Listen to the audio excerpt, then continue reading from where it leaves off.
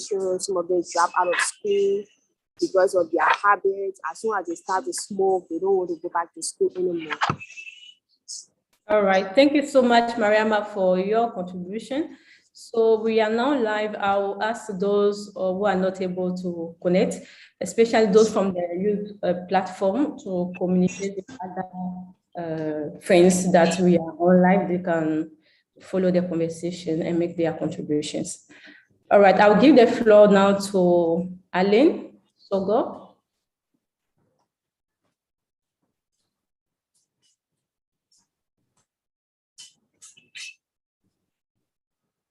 Alain Sogo, please, you have the floor. Okay, I'll go to Prince. Queeneth Tawo. Sorry for the pronunciation. Queeneth Tawo, please, can you hear me?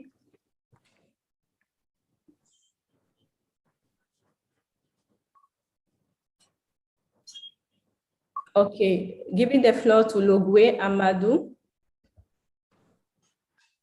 Logwe Amadou.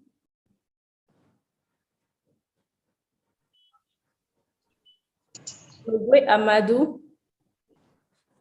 Oui, bonjour. Ok, please. Oui, bonjour à tout le monde. Bonjour. J'espère que vous m'entendez. Oui, on vous reçoit parfaitement. Je voulais dire merci à la présentatrice de cette première partie. Je suis Sorgo Wenlasira Alain, Wanep Burkina. Voilà. Et il faut dire que le constat est amer dans beaucoup de pays, particulièrement dans notre cher pays, le Burkina Faso. Voilà. Quand on regarde, quand on parle de la participation de la jeunesse à la chose ou à la gestion publique, et ce n'est pas effectif comme on le pense. Voilà, ce n'est pas effectif. Je fais partie du Conseil provincial de la jeunesse. Quand on fait le tour des communes pour voir comment les jeunes participent à la gestion des collectivités et autres, on trouve toujours que la jeunesse est laissée à la marge. Qu'est-ce qui explique cela? Tout simplement pour dire que l'éducation de nos jours est défaillante. Voilà. Voilà ce que je peux dire, tirer comme conclusion. Je remets tout sur l'éducation. Quand on parle de l'insécurité, quand on parle de tous les maux qui minent notre société, c'est l'éducation. C'est vrai que les politiciens de nos jours tentent bien d'instrumentaliser les jeunes à leur fin personnelle. Cela est dû seulement à l'ignorance des jeunes. Sinon, si on est bien éduqué, on est bien orienté, il n'y a pas de raison qu'on se laisse détourner par un politicien pour des fins personnelles. Donc, à mon avis, il faut revoir les axes. C'est bien, il faut parler de plaidoyer. On va faire des plaidoyers auprès des autorités des différents pays.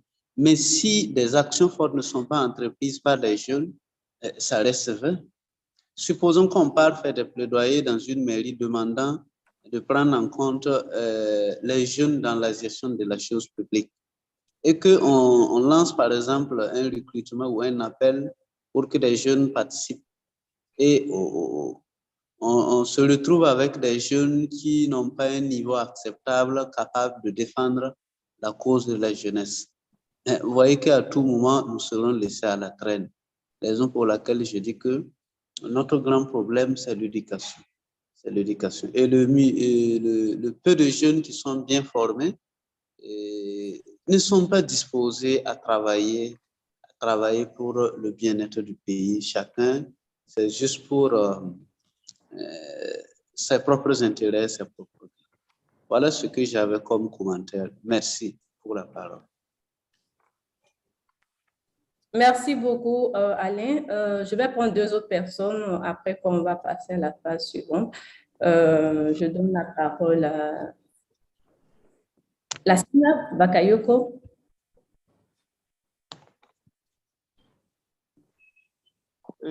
Bonjour à tous.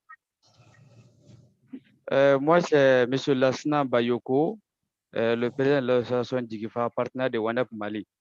Je remercie beaucoup pour la qualité de la présentation.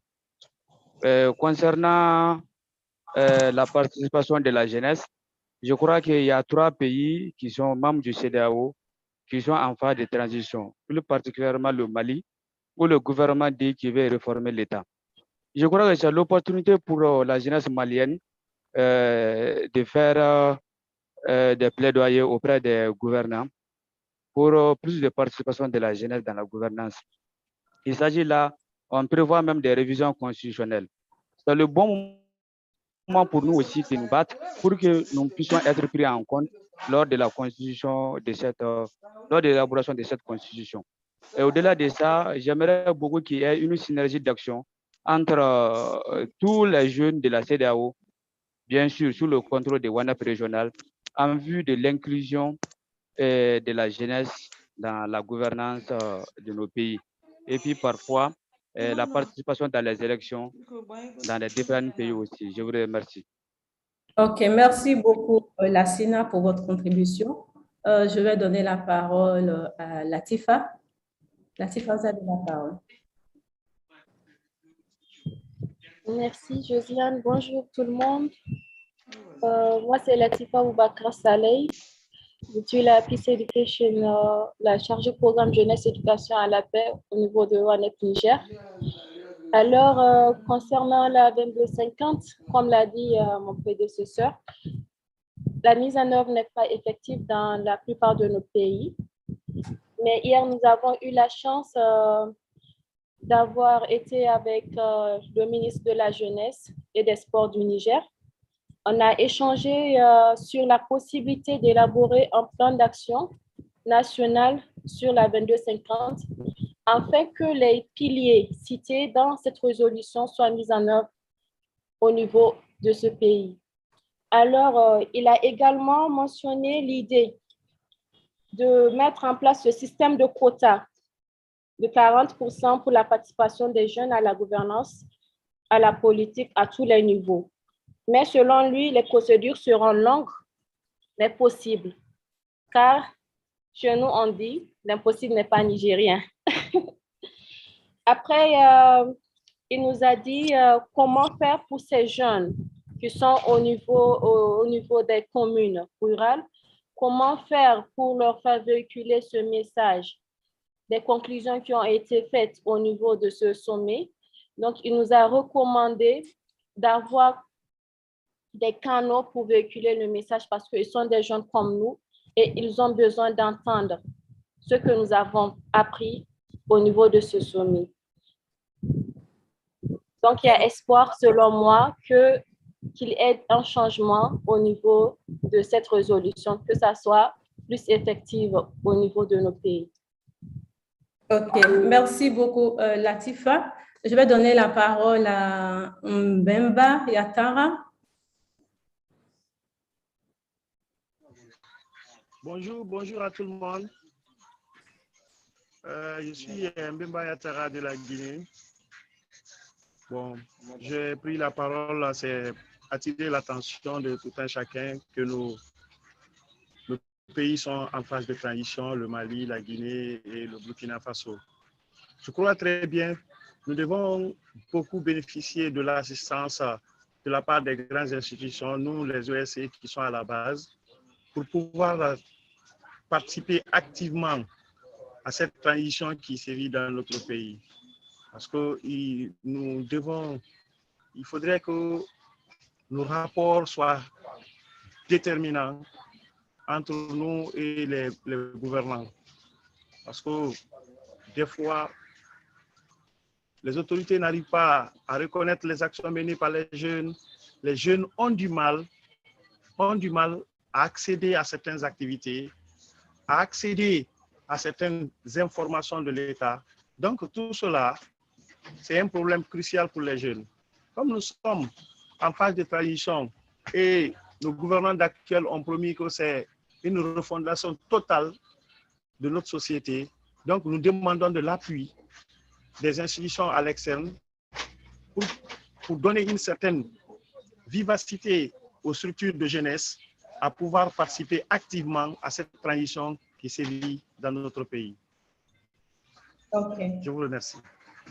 OK, merci beaucoup.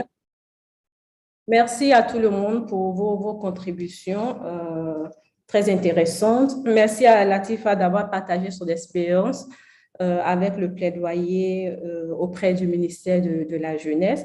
Merci aux uns aux autres.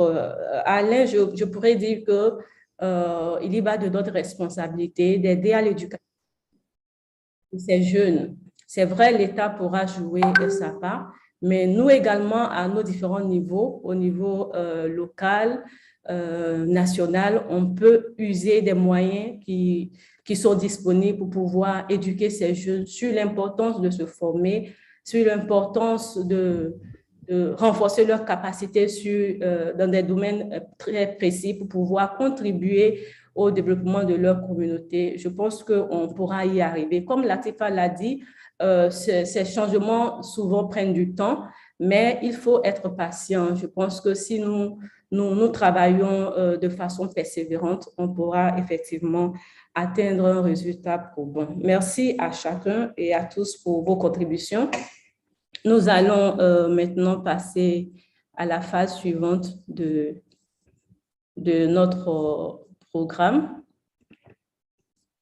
Et je vais à présent laisser la parole à Madame Queeneth Tawo. Elle va nous présenter un aperçu du guide de plaidoyer de WANEP sur le programme Paix Sécurité. Quels sont quelques outils qui peuvent être bénéfiques pour nous au moment où nous apprêtons pour le plaidoyer pour l'élaboration et la mise en œuvre de plans d'action nationaux sur la 22-50. Madame Queeneth, vous avez la parole. Merci. Je vais rappeler également tous les participants de bien vouloir fermer leur micro s'ils n'ont pas la parole. Merci. Thank you. Thank you, Josiane.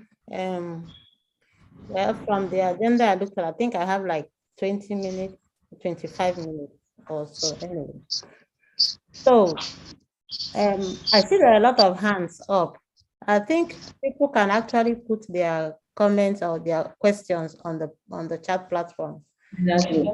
And if you've done that, then you can lower your hand so that we know that the issue has been solved anyway.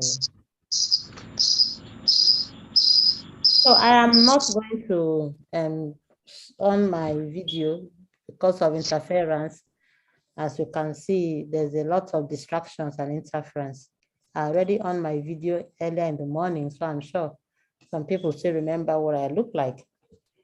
So anyways, so I would just like to do a brief overview of the WANEP policy advocacy. We call it Guidelines for Women, Peace and Security Policy Advocacy. And from indication, you already know that there's a marked similarity between the Women, Peace and Security and the Youth, Peace and Security, because the WPS documents are actually the founding documents for the development of the YPS. And the idea is that some of the challenges that were experienced in the WPS was sought to be corrected in the 2250. So the youth, you have at least, you're coming from a position, the document is coming from a position where another document has already been tested and found, and the gaps were able to bridge the gap in your document, even though it still has some few challenges. Now, having said that, I'd like to introduce you to the WANEP Guidelines on Women, Peace and Security for Policy Advocacy. It has already been published both online and in physical copies. And we were able to launch it last year during the lecture series, which held in Accra here. So it was one of the key events of the lecture series, was the launch. Now, the guideline is actually based on some case studies, which helps the user to outline a step-by-step implementation of the advocacy plans and their outcomes. So it is a user-friendly guideline. And the purpose of this guideline is actually to introduce peace builders to the theories and tools behind advocacy. I already saw that there are a section for tools of advocacy in today's event that is happening. It is to utilize advocacy to complement peace building efforts. So the essence of why UNEP went into this initiative of having an advocacy guideline solely dedicated to the women, peace and security agenda was to provide, was for it to complement the peace building efforts. It was also to guide in deepening discussions on the use of policy advocacy for peace building. That's why we have a lot of lessons learned in it. We have challenges and experiences on the field. So it is a live document. It gives us practical lessons and challenges and experiences on the work of advocacy in achieving the women, peace and security agenda. So what is the objective? The objective is to strengthen the capacity of both UNEP staff and other key stakeholders, peace practitioners all over the region in policy advocacy. It is to enhance the use of advocacy as a peace building strategy. I said that already. This guideline or this document is expected to help us help all the users understand the practical and technical aspects of policy advocacy as an approach, a peace building approach, and how it relates to conflict management.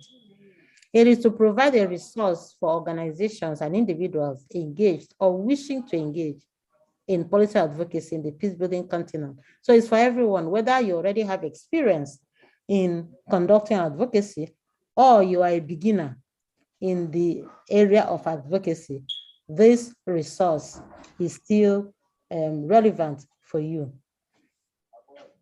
So it is to equip relevant stakeholders with the requisite skills for engaging relevant decision makers.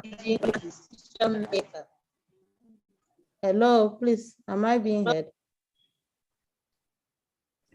To equip to equip all the relevant stakeholders with the requisite skills for engaging relevant decision makers, because when you are advocating, you advocate to people, you advocate to the relevant authorities, since you want to change an issue or you want to draw attention to something happening, or you want to address any issue happening. So this document will actually help those who use it to engage with the relevant decision makers in order to bring about change, either in policy, in practices, in systems, structures, decisions, and attitudes. And we do know that systems and structures are some of the things that, deepen the vulnerabilities of both women and youth.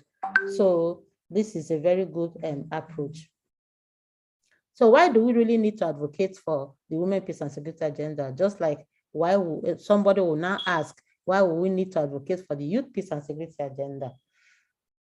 Because when we advocate for the WPS agenda, it will basically lead to change of policies that would allow for increased women's involvement, increased and meaningful participation of women in leadership, in decision-making.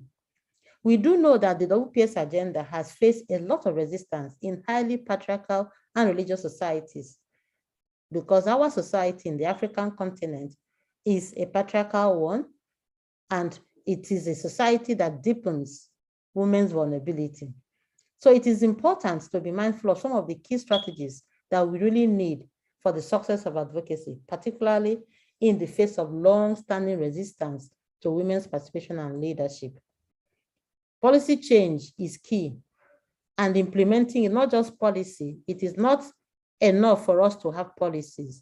And you will agree with me that we have a deluge of policies in Africa. We have so many normative frameworks relating to women, peace and security. We have a lot of normative frameworks related to youth, peace and security. Having the policies, having the frameworks is not the issue. The issue is implementation.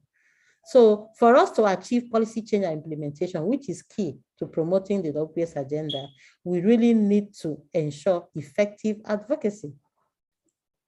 We do know that national action plans for the WPS have already been developed and implemented and are at different stages in West Africa. West Africa boasts of the region with the highest number of national action plans. 14 out of the 15 member states have national action plans in different stages. Nigeria has already gone to stage 3, phase 3. In Ghana here, we've done our phase 2 already. So, and this processes has been slow, but with effective advocacy, we do hope that it will lead us to promote and ensure that the OPS agenda is delivered or delivers on its objective. So I'm not going to take too much time, but I'm going to touch on some of the key things that we need in terms of preparing for the OPS agenda and for the OPS advocacy. There are certain key things, and I know that some of you have already been doing a lot of work on advocacy. And if you have, I'm sure you will find, we will find a common ground in some of the things that I'm saying. But even if you have not, bear in mind that this is a tool, because this tool will be shared with you at the end of this. Like I said, we have it online and we have it, we have printed copies. But I'm going to try to not waste too much time, but I'm going to go on to some of the things that are really needed for us to set the stage when we are embarking on an advocacy. There's a common saying that says that if you fail to plan, that means you plan to fail. And so before you embark on a policy advocacy, you need to really prepare. You need to prepare. And how do you prepare? You need to gather information. You cannot say, I want to do an advocacy. So what advocacy? You want to advocate on what? One other thing I have discovered is that advocacy is one of the most bastardized words in development circles. Every time, hello, somebody should mute themselves, please. Please mute your mic. There's a lot of audience here, and I think the host can mute people. Please, you can mute them. They are the interfering noises, and it's really disturbing. So like I was saying, that one of the key things to do when you want to embark on advocacy is really to gather information. You need to gather information because you need to have a very good plan.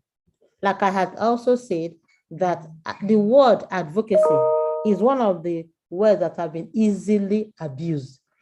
It is a buzzword. Every time people gather, you hear advocate, advocate, advocacy, advocacy. Sometimes I don't even know whether we have been saying advocacy, advocacy. What has come out of this advocacy? I think after this presentation, we need to concentrate on what are the results of this advocacy we have been doing so that we can, lessen the use of the word advocacy. Is becoming a cliche.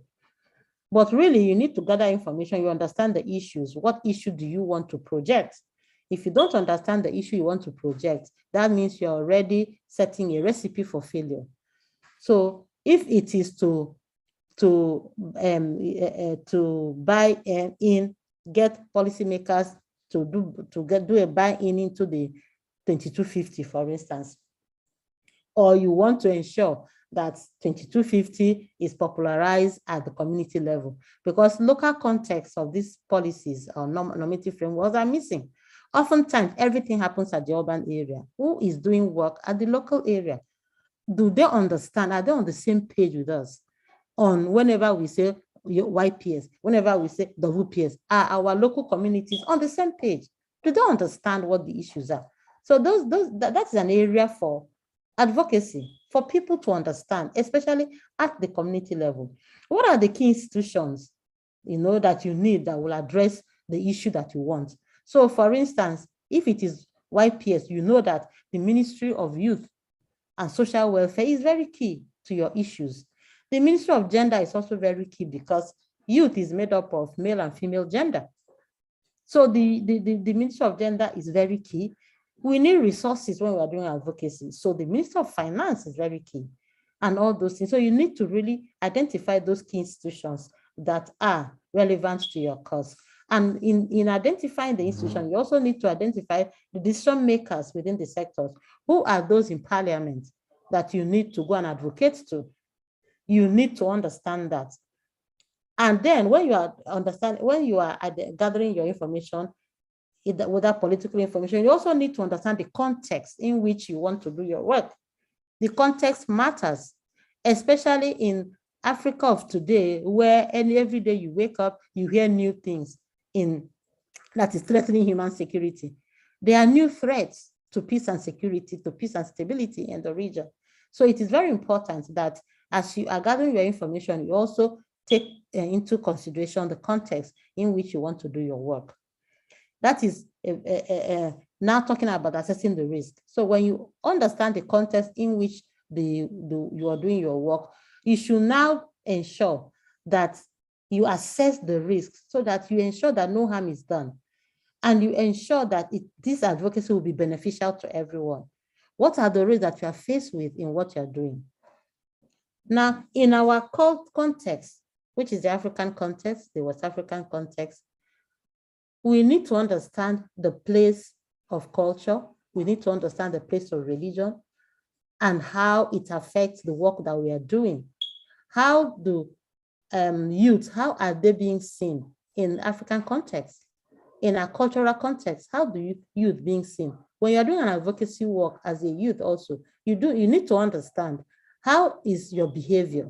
How are you expected to behave so that the elders can actually accept you when you go to advocate to them? We do know that culture is a very key thing for us in Africa. And so those are kind of things that you need to really take into consideration. I remember one time that we were going to a community in northern Nigeria, in Kaduna, and we wanted to, as usual, we're advocating, we wanted some women participation in the issue that we were addressing as at that time. And so we had to go to see the traditional ruler of that community. And the culture demands that when you go before the traditional ruler, you have to kneel down.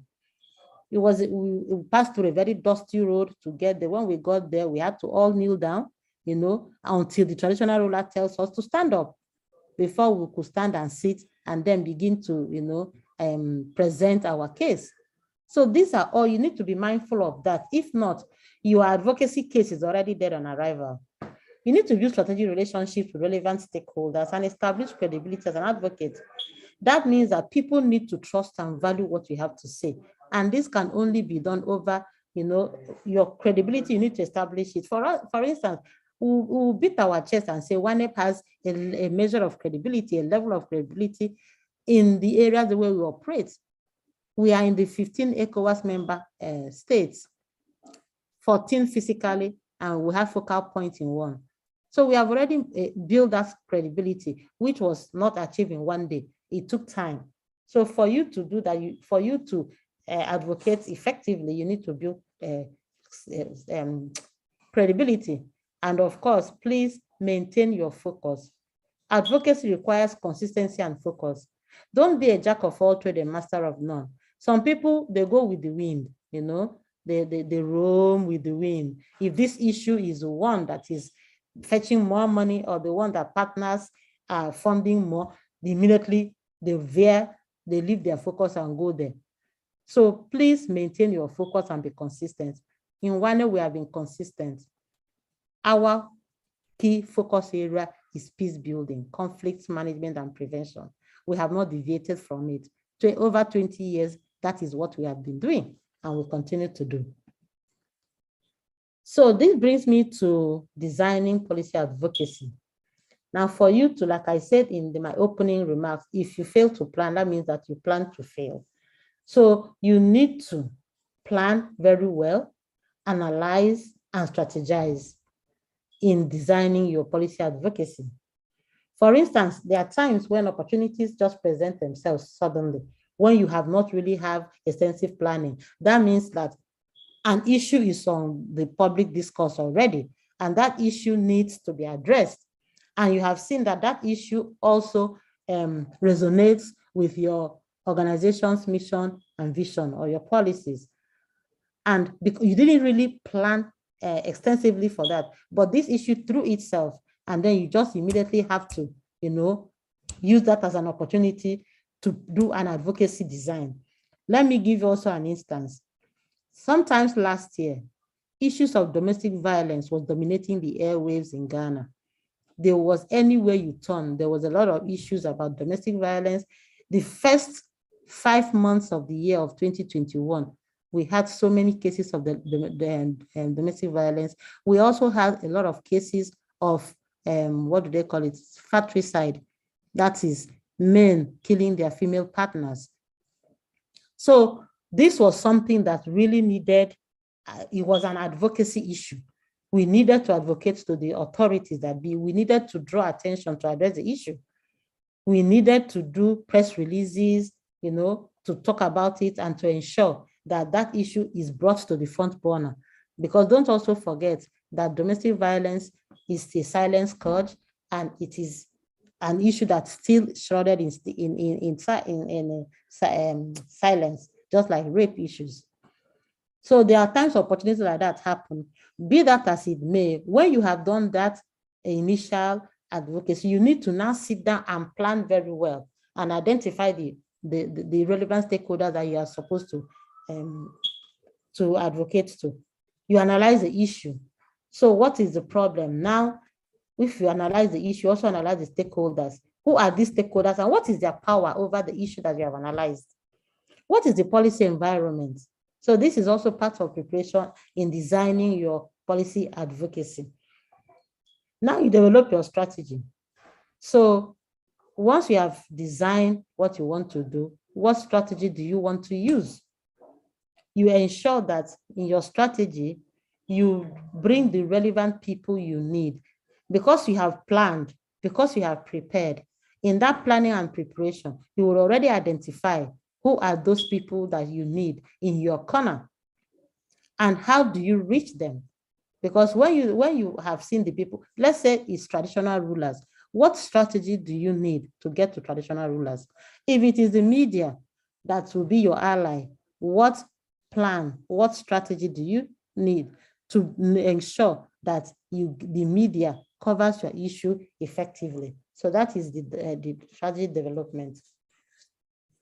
So I just want to go briefly onto the steps in the advocacy process. There are about 8 steps, which is also a fallout from the setting the stage that I have just presented. And one of the first step is to identify the issue. Then you set your goal and objectives. You develop your messages and identify your audience. And then, of course, you build support and network. You develop advocacy plan, which will include fundraising. You implement the plan. Then you monitor and evaluate the plan. And in some cases, whatever the monitor and evaluation will throw up, you might need to revise the plan. Now, to briefly go through what I have just presented, to select an issue for advocacy means that you need to identify the problem. And how do you identify the problem? Research is one key way to identify the problem. So you need to research on the issue that you want to advocate on to determine the weight of the issue. What weight does it carry? So that you know whether you'll be listened to or whether your advocacy plan or strategy will be thrown into the winds. You also need to determine what is the potential impact of what you want to address on a large number of people. And what is the potential for working with others, either to work with individual organizations. And then, of course, what are the potential risks? Very important. What are the potential risks that you may face in the issue that you have selected to advocate on? Arising from that, you set your goals and objectives, and always ensure that your goals are SMART. They must be specific, it must be measurable, it must be achievable, realistic, time-bound, and of course, now gendered. So nowadays, we do SMART G. Your goal must be SMART G. Anything we do now has to be engendered. So what do you desire to change, and how much change will be made? Who will make that change? When will that change be made? So those are some of the things that will form part of your goals and objectives, and making it SMART. Be specific. I have mentioned earlier that you have to be focused. You don't go become a jack of all trades and a master of none. There are no laurels or medals for someone who is doing 101 things. You want to advocate for everything. Be specific. If your issue is girl child education, focus on girl-child education and ensure that every other issue that you are focusing on is what will deliver and make you to achieve that girl-child education, girls' enrollment and retention in school. So everything that you do has to reverberate around that. So you make your goals to be smart. Then you identify your target audience and develop your key messages. You have primary audiences and you have the secondary audiences. So these are the audiences of the persons or institutions that you think will bring about the change that you desire. Those people are key to you, your target audiences. You cannot have an effective advocacy if you don't have very strong advocacy messages, because these messages are supposed to come from the issue you want to address and to whom it is targeted. And different target audiences have different messages. In advocacy, it is not one cap fits all. So you cannot do a generic message and say, yes, this will, everybody will need to key into this message. No, you need to do messages that will target the traditional rulers. You need to do messages that will target the men. You need to do messages that will target the women. You need to do messages that will target policy makers. You need to make messages that will target the media. You need to make messages that will target your partners.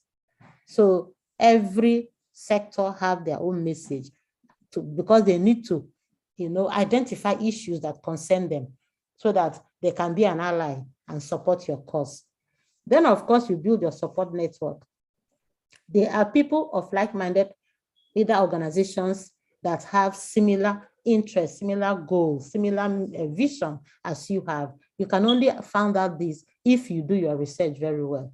So this will make, if you locate those key actors, and these are people that will be sympathetic to your proposal. You look for people who have influence. We always talk about influencers on decision making. You need to. I think I shared this sometimes last year when the youth, they were doing their advocacy training. I did talk about the fact that there was a time we were advocating for the passage of the Child Rights Bill, and we were not able to get this to Parliament. We had worked with the drafters to draft this bill, which was adopted from the federal. It has already been passed at the federal level, but at the state level, there were a lot of issues that was making the bill not to be passed in some of the states where I worked as at that time. And then we kept on trying to get the committee, the head of the committee on gender, women and gender, who was a man actually. And so in one of our meetings, we were sharing how do we get this man to even meet with us and to have the bill and read it so that we can have audience with him. And somebody said, oh, I know his mother. And the person immediately, went to the mother, told the mother that we want to see your son. And the mother told him to come to the house where the women were there. That was how we were able to make that entry point. So people, yes? I'm soon done. So people that are going to be your allies can be some people that are even very close to you. So by the time you do that, you now develop your advocacy plan and raise your funds. And then, of course, you know that when you are raising funds, you should also talk about counterpart funding. What do you have to offer? When you implement your plan, you need to monitor it and evaluate it. You need to track activities you have done, how well you have gone, and whether you need to, replan, re-strategize, whether you have achieved your objectives or not. Now, you need to revise your plan based on the outcome of your monitoring and evaluation. And always have a contingency plan from the onset in case your initial proposal is rejected. So I'm done. Thank you very much for your time. I don't know whether this was what I was mandated to say anyway, but I think it's also relevant to the training.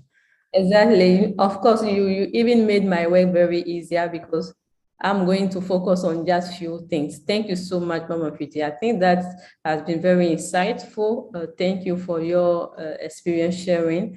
I will give the floor to participants to ask questions, but we want to suggest something briefly because some people are joining via Facebook, the live Facebook Live, but they are not able to get the interpretation.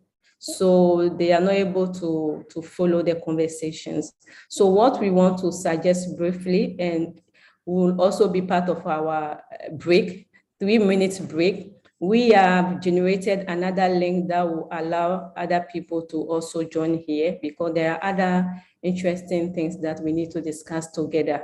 So with your permission, Philip will share the link in the chat box. So what you need to do is just copy the link, and then you disconnect and use that link to connect again. So we are able to have other people on board. And then when we come back, we'll take some questions on Mama QT's session. Josiane. Yeah. Yes, I would suggest that if you have a WhatsApp platform, we'll put the link there instead. On this one, it won't be possible. So if you have a WhatsApp platform, we'll generate the link and put it there, and everybody will join through there. All right. So why can't we just take the questions now that it's fresh? Because maybe I might be logging out after this. So other people may also get few insights from the questions if they are able to connect. Okay. We don't want them to lose this interesting conversation. Lauren, you say you are not able to share it here? No, because I need to end this meeting before I'll be able to generate it and send it. So you share it to me, I'll share it on the platform. So I urge all the network to also use the link and quickly share it with the participants so they can also join. Thank you so much. So we'll have a 3-minute break, the time for you to reconnect. Thank you for your understanding. Sorry, what about those that are not on the WhatsApp platform, like myself? How do I get the From which country? link? Nigeria. Nigeria. Okay, so where did you get the information from, the invitation from? My boss shared it with me, and so he's out of town. I can't reach him at the moment. Okay, so give me your So I'm number. the program lead. Yes. Oh, okay. I should call it out. Are you on the Youth4Peace Nigeria platform? My boss is, so he's not able to attend this and ask me to represent him. I can share the link with Shakina. All right. Oh, okay. Thank you. Thank you, Laura. Okay, then see you.